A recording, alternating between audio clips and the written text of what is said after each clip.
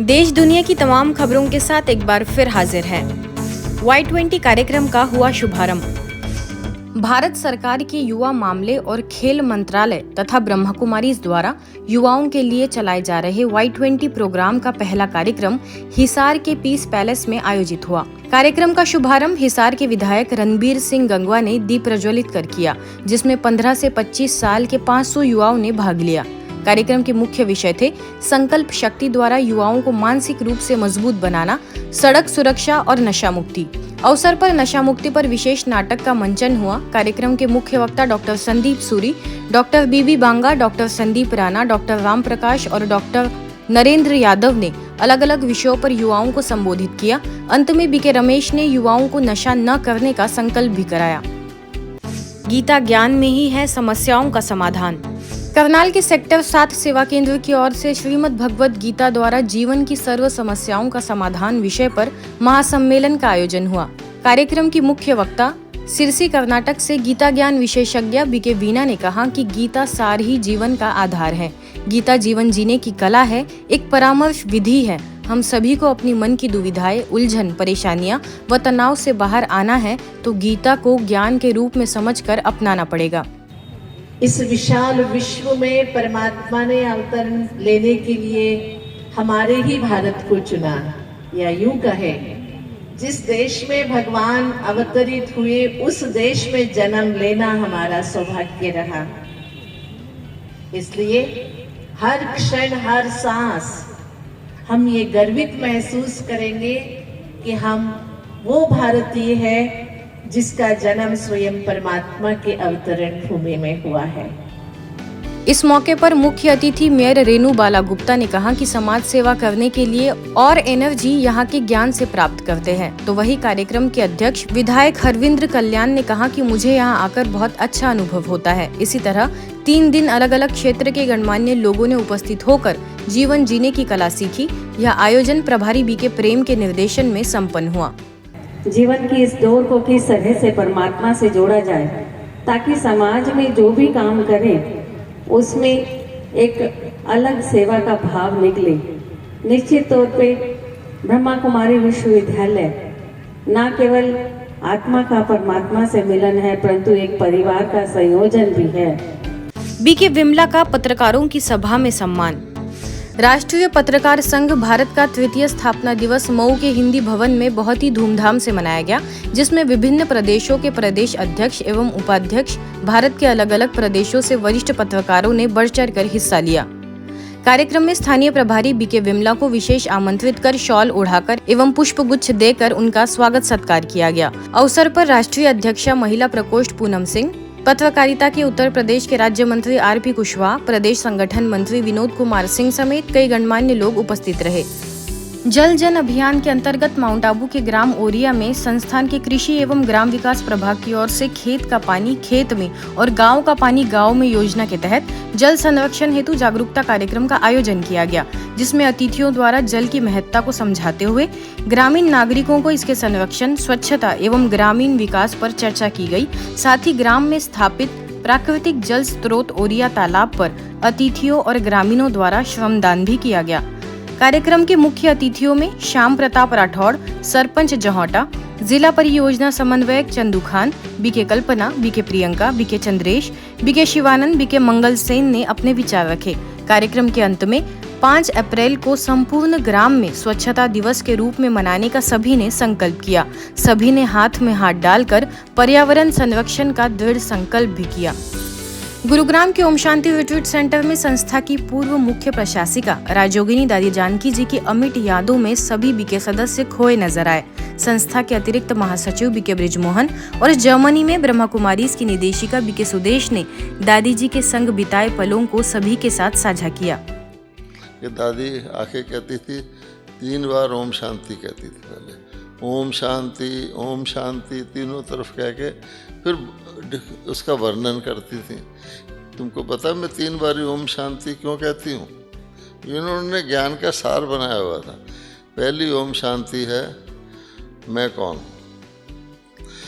तो बजाय ये कहने के ओम शांति में उस रूप में हो जाती थी। दूसरी ओम शांति मेरा कौन है, और तीसरी ओम शांति है मैं यहाँ किस लिए हूँ। तो दादी जी के तो अंग संग, उनकी विशेषता, उन्होंने निराकार को निराकार नहीं, निराकार को साकार में देखा, साकार में लाया। और दादी तो सदैव अपने स्वमान में रहती थी, तो स्वमान में रहना और सम्मान देना, इसके बैलेंस में दादी हमेशा ब्लिसफुल वाला जीवन। लगता नहीं था इतनी बुजुर्ग है, बुजुर्ग में भी बच्चे लगते थे, क्योंकि अंदर उमंग, उत्साह और शक्ति थी।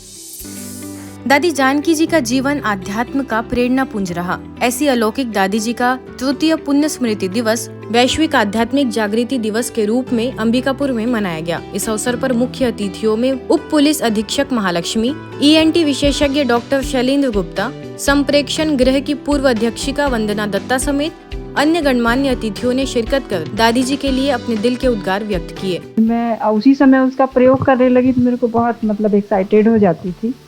तो जब पहली बार मैं 2019 में गई थी वहाँ पे, तो मेरी इच्छा तो बहुत थी कि मैं दादी से एकदम करीब से मिलूँ, सामने से दृष्टि लूँ, मगर दादी जी की जो कंडीशन थी, जो उनका हेल्थ इशू था, तो सबको अलाउ करते नहीं थे।